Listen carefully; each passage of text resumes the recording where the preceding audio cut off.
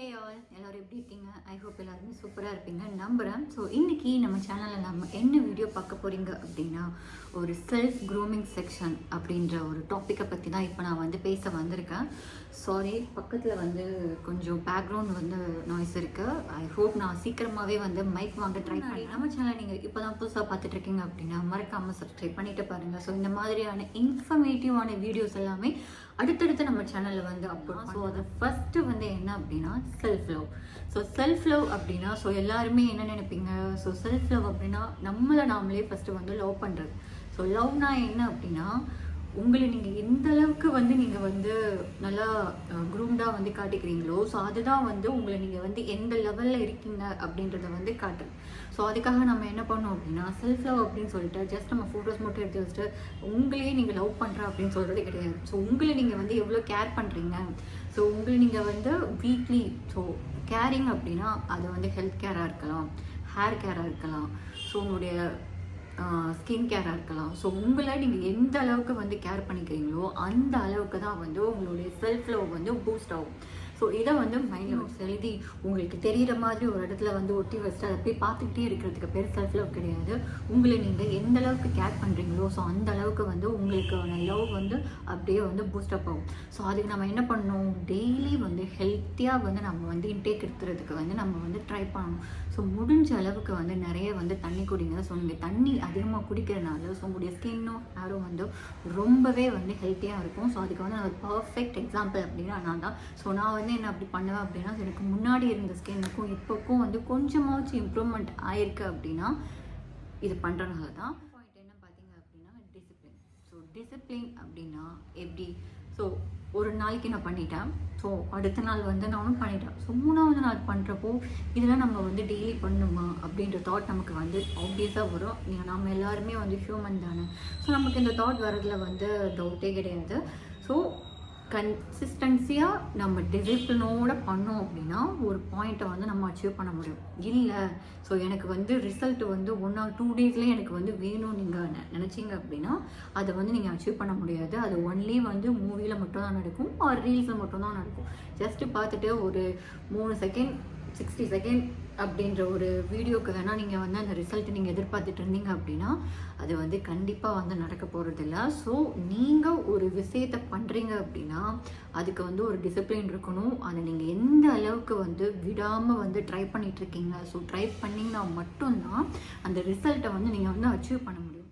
மூணாவது பார்த்தீங்க அப்படின்னா செல்ஃப் டெவலப்மெண்ட்.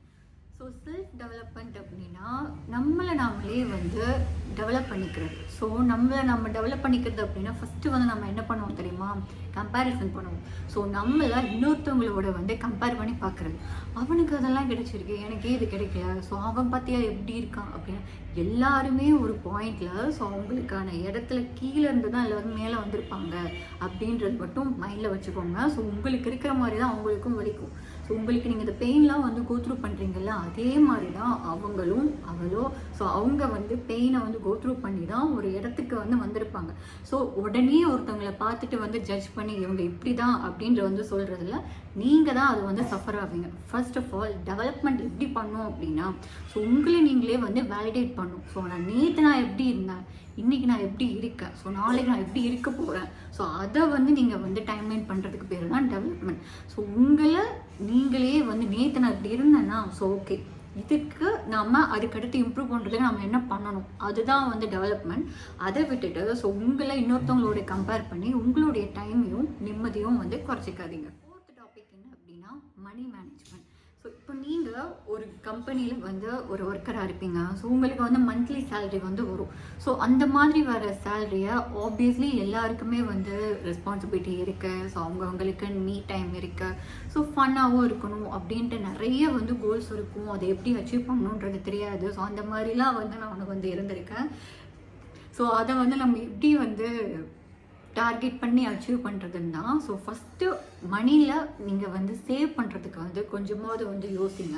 ஸோ நம்ம என்ன தான் ட்ராவல் பண்ணுறதுக்கு நமக்கு பிடிக்கும் அப்படிலாம் நம்ம சொன்னாலுமே ஸோ ட்ராவல் பண்ணணுன்னாலுமே நமக்கு கொஞ்சமாவது காசு வேணுமா இல்லையா? அந்த காசை எப்படி நீங்கள் சேவ் பண்ணுவீங்க? ஸோ ஒரு மாதத்துக்கு இவ்வளோ அப்படின்றது அது சேவிங்கில் தான் வந்து நீங்கள் வந்து அச்சீவ் பண்ண முடியும். ஸோ எடுத்த உடனே வந்து இப்போ ட்ராவல் சில பேர் இப்போலாம் என்ன நினச்சிக்கிறாங்க அப்படின்னா, ட்ராவல் பண்ணுறாங்க அப்படின்னா ஓகே அவங்கக்கிட்ட வந்து நிறைய காசு இருக்கும் அப்படின்னு நினச்சிக்கிறாங்க. அப்படி கிடையவே கிடையாது. மேபி அது வந்து ஒரு அப்பர் கிளாஸில் இருக்கிறவங்க வேணா அப்படின்னு நினச்சிக்கலாம். ஸோ மிடில் கிளாஸ் பீப்புளுக்கு ஃபஸ்ட்டு வந்து சேவிங்ஸ் தான் ஃபஸ்ட்டு முக்கியம். ஒரு வருஷத்துக்கு நம்ம இப்போ ஒரு டூர் போகிறோம் அப்படின்னா, ஸோ அவங்க வந்து 11 மாதமாக சேவ் பண்ணி வச்சுருப்பாங்க. அது 11 மாதத்தோட அந்த உழைப்பு வந்து யாருக்குமே தெரியாது. அவன் ட்ராவல் போயிட்டு பற்றி அவன்கிட்ட காசு இருக்குது அப்படின்லாம் நினைப்பாங்க. ஸோ மணி மேனேஜ்மெண்ட் வந்து ரொம்ப ரொம்ப ரொம்ப ரொம்ப முக்கியம்.